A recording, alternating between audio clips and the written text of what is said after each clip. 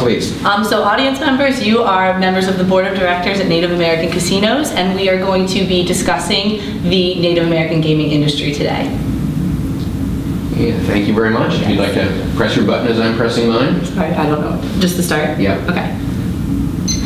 So thank you for bringing us here for our third and final consultation. We just want to address the ethical issues that arise in Native American gaming today. And the question that we want to address is, do we, as Board of Directors at Native American Casinos, have an ethical obligation to conduct business ethically? And that's what we need to look at in the context of Native American gaming today. So first, the solution that's proposed to us is a two-part solution. The first part is a solution that increases the revenues, the payment of revenues that we pay to the state governments.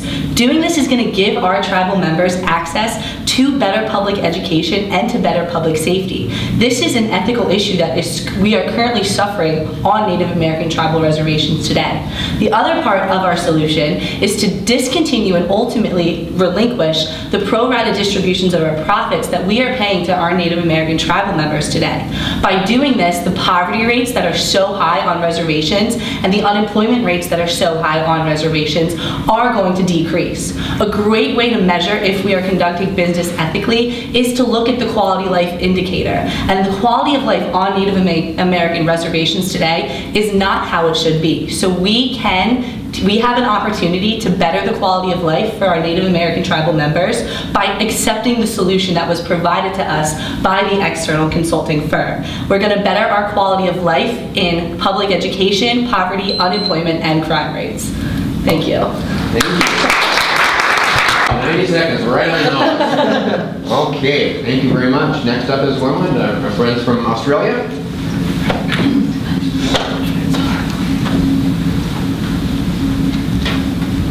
Good afternoon, Jim. How are you? You're doing great. How about yourself? No, Can you reset that for me? Yes, please. While I'm doing that, do you want to just tell us? Yeah, so today our audience is the board of Apple Corporation, and I'm just an Apple employee, and we are discussing a recent problem that has come about due to the French legislation. I will discuss the French legislation in the 90 seconds, so whenever you're ready, thank you. You're ready, and we'll press this and begin when you're ready. Oh, sorry. Can I start that again? Stop it, sir.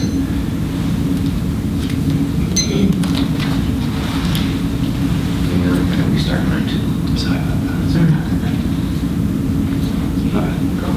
The key issue today is that the profit-making machine of Apple, planned obsolescence, is being threatened by new legislation that has been released in France that mandates that electronics manufacturers must display the functional lifespan of their products to consumers. Now, at its core, this is an ethical issue, but why do these ethical issues matter to you? Well, firstly, these ethical dimensions affect the company legally as a company, and secondly, financially.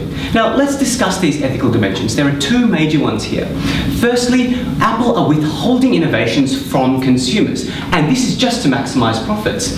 Secondly, Apple is unsustainably using resources just to maximize profits, and this is through the frequent product releases that come out with every single iPhone. Now, why do these ethical dimensions matter? Well, they do two things for the company. Firstly, brand is what sells Apple products, and brand is what could be compromised here if consumers find out about Apple's unethical practices.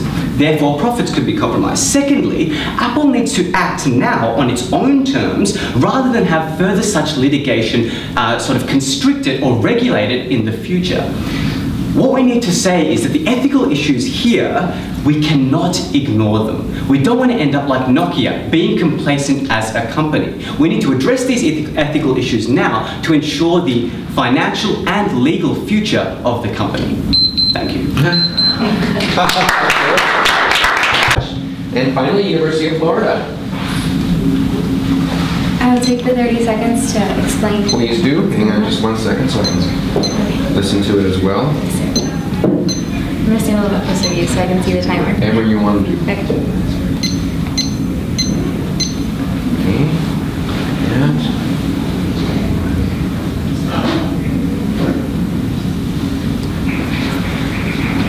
go ahead. Before your minute starts, your 90 seconds. All right. thank you. So we took the position as a consulting firm, speaking to Apple as well, but based on the recent supply chain issues that Apple faced in production of the iPhone 5. What happened was that Apple outsourced to a company called Flextronics, and employees were forced to pay exorbitant wages, to pay exorbitant amounts of money in order to secure these jobs at very high interest rates. Then they were laid off, and then trapped in their work compounds because they didn't have their employment papers, and this basically created a system of indentured servitude.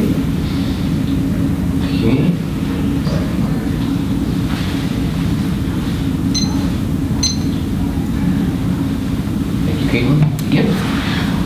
While there was a very real need for fast production in this case, people did not have to be treated this way. We know that by looking at the story of IBECC, a Flextronics factory worker, autonomy was stripped away from him at every single turn. First, he was forced to hand over his passport, and we know that the passport is important because of what it represents, not because of the piece of paper. It is his right to freely move in between countries, and this was taken from him. Next, he was forced to go to a foreign country where he does not freely move as much as he would in his own country. He might not speak the language, all of these things. So thirdly, he did not have access to adequate information. He did not know what was going on, and production was halted. And then further, the last little bit of autonomy he had left was taken away from him. He did not have access to basic food and shelter. This is not the way that Apple should be acting. There are consequences about these kinds of actions. Apple turned a blind eye to separating families, taking life savings, and literally trapping workers in a compound. And this says something about our character as a company. And character is defined as our moral actions and our moral decisions. And moreover, character is habitual. It's not something we do one time or would ideally do in the future. This says something that there's a big problem with our character at Apple, and we need to work to change this. We can make a real difference in people's lives, not only in Cupertino, California, but also around the world. Okay.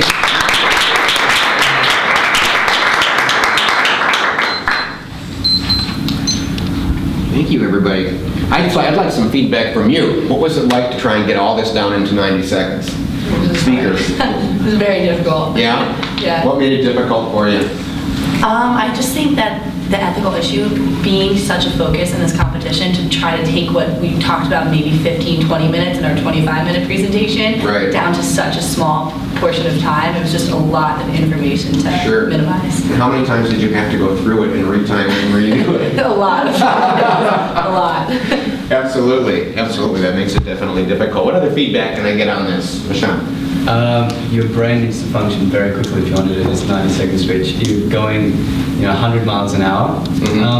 I think one thing that maybe if you want to tell future contestants that they don't have to speak too fast. They can still get across their messages, speaking slowly. So if you want to tell that to the future students who are going to be doing this competition, then maybe that could help them. Okay. Appreciate the feedback. Thank you. Caitlin, how about for you? What was it like for you to do this? I'm a naturally fast talker, so I quite enjoyed the 90-second conversation. I finally had a free pass at talking fast. So that worked very well. Was that why your team chose you as the person to do it? And your future is going to be as an auctioneer? Or? I sure hope so, gosh. Well, this is actually, the 90-second has existed almost from the beginning of IBECC. We've been at this about 16 years now. And it was, of course, controversial in the beginning. Why would you have some sort of 90-second competition? But it turned out to be very popular and very interesting because of the fact that you really have to think through everything to get it down into 90 seconds. When you have 30 minutes, then maybe you can play around a little bit. But when you have to hone in to 90 seconds in front of people in whatever meeting that you happen to be in, it gets very difficult. And hopefully that's an exercise for you all in the future in your business careers to try and get anything down to what we call elevator speech length, which is 90 seconds or maybe even less than that. So any questions at all on the entire competition? Any feedback? This is probably the last chance I will have you all in a room. Let's have some feedback in general on all three competitions. Was it a good experience for you? Did you enjoy your time here? Did you have any kind of feedback at all? Please. I think we have the same feedback. This was our first time in this competition, and the rules that were read before each round, we haven't seen prior to the rounds. So we didn't know, like in the first round, for example, that we weren't supposed to focus solely on a philosophical framework. And in this round, we thought we were speaking to the board of directors as consultants again. So just having that, even those rules, as simple as you had read them prior to actually getting here in New Orleans, would have been a lot more helpful for first-time attendees. Did other folks, did you not see this information before either? Our team definitely didn't on both those points. Yeah, both the notes and the idea that if you mentioned a philosopher's name, that was a kiss of death. They were like, you're not supposed to do that. Oh, sorry. No, that's great. That is excellent feedback, and I will pass that on to the employees of IBECC and see exactly what happened with it. That's great feedback, and I'll also mention it to the other judges as well, so that we still have a level playing field. We had one situation, and it was a great learning situation, but it was also rather challenging in that one of our rounds, our greatest constructive criticism was about something we had done at the very direction of feedback when we sent in our preliminary executive summary. Executive summary. Okay. We got feedback saying this should not be your audience. We recommend you use this as your audience. And then when we used that as the audience, we got a huge criticism from the judge saying that was a ridiculous audience and it made no sense kind of thing, and yet we were doing exactly what we were suggested we do. And so that was kind of a real disconnect for us. Okay, let me report that to them as well. So, who was it that first got back to you and said, let's change this audience? It was Sharad, but it was on the recommendation from Dr. White, who had given us, she had given us a little paraphrase of what he had suggested. And it was a complete extreme opposite from what our original audience was. Okay, let me turn that in as well. It's great to know. And the way I got that feedback was because when she gave us the criticism, she said you could never get all of the Indian nations to join together. And so I went and asked her, I said, how did you get the idea we wanted to put these nations together? She said, by your audience statement. That clearly meant you were presenting to them all. And I said, that was never what we presented. She said, no, but your audience said that to me. And so that's where the disconnect came from. Okay, good. Thank you. And again, I will report this to all judges so that all the playing field will be level.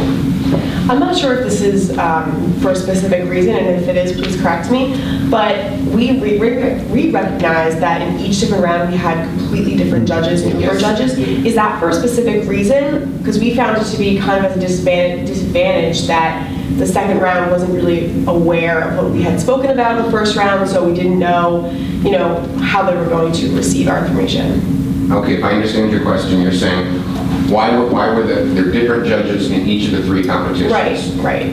Okay, that's a really good point, and part of it is logistical. In order to fly judges in, I'll just be very honest with you, in order to fly judges into New Orleans, these are all major ethics professionals in their organizations. So some of it, I just have to be honest with you, we can't always get judges to stay 2 days. That's part of the reason why we have the executive summaries, and so everyone can read those, and we ask you to spend a minute in the beginning to tell us, because of that reason. We realize that we've tried it in the past, and then we end up with people that say, I can't come at all because of that. You want me to be there 2 days. May I tag on to that? Please. So, a recommendation. One of the other things we found is that we implemented something suggested by our judges in our long presentation yesterday, which, taken out of context of the full presentation, led to some very different kind of a problem with our presentation was what they told us to do yesterday. So should we stay more consistent with what we did so that there's still that logical flow kind of thing, or should we implement the recommendations from the long presentation? It's an excellent question, and I'm going to report that in and have Dr. Hart take a look at that. Absolutely. I have an observation, having, Please. and it's not intended as criticism, just an observation. Having sat through many of the presentations, one of the things I did observe was that the sort of academic judges like yourself seem to apply different standards than the non-academics, and I think the diversity is a good thing. So I definitely wouldn't want to reduce that, but I guess I'd like to see, and it's. I mean, I'm an academic, so you'll understand the limitations. But I say it would be nice if just from listening to the comments of the non-academic judges, if they drilled a little bit more into the content. As and I'm not talking about actually my own team. I'm talking about a couple of other teams. I observed somebody just pick up on a point and sort of then say, well, if you said that to so-and-so, they would just, and it was like, and I mean, I guess sitting in the audience, and I speak to a lot of senior executives, my thought would be, well, that would be a problem of the person responding, not my presenting. But I took your point, which I heard you make on several occasions. You've got to take them with you. Don't speak with them, not at them. And I think that's a very important point. But I think the interpretation of that's slightly different between the academic and non-academic. I definitely not want to drop the non-academic. I'm just signaling the issues to try and manage. No, I certainly understand that. I will also say that I'm a very late, old entrant into academia. So my business. No, your approach was quite balanced to me, actually. Oh, okay, thanks. I just didn't want you to think that I'm operating on any ivory tower. So I do that. Thank you. I think that the initial sort of meeting that we had, getting to meet other teams, was really good. So, I mean, we're coming from a lot of different places. I'm sure you can tell from my accent that we are, and it's nice to meet other team members. So if you can facilitate, teams interacting with each other more. Okay. I mean, there's an opening night and there's tonight as well. But if there are other events that you can do during the competition, that would be fantastic. Because it's a great opportunity to meet new people. So yeah. Does any? I hate to put you on the spot, but does any more ideas on specific ideas on how we might do that? Like go out to the French Quarter together or something. Go get a coffee. Just something that IBECC plans. Ghost tour. Okay. Yeah, that would be cool. Go to where? A ghost tour. A ghost tour. We're all trying to do that tonight, but they all start too early. We can't do it. Okay, absolutely. This is great feedback, and I will forward on to Tom makes. Let me add one more thing. I think what they did was, I agree. I thought it was a very good event, and I understand you left some travel time, but starting it maybe a little bit earlier, because like some of us got up at 2 o'clock that morning. Yeah. So it left like no time for anybody to do anything. One last run through the night before. So maybe starting it just a little bit earlier and ending a little bit earlier might have been easier. During the day? The orientation. Not even during the day, but maybe instead of 7, start at 5:30 or 6, so that we can still have time together, but still be getting to bed at a reasonable time if they want to run through it one last time before, kind of thing. Yeah, I believe that is based somewhat on travel. Again, I'll bring this up to Tom. We had 2 teams that still weren't here. And it begs the question, whose problem is that? But that's a very, very good point, so I appreciate you bringing that up. And I will bring all these points up to Tom, definitely. Where's everybody going? You going on the ghost tour now? You're done? Well, give yourself, you did a wonderful job. And thank you for being out here. And we will see you tonight. Thanks very much. Thank you. All right.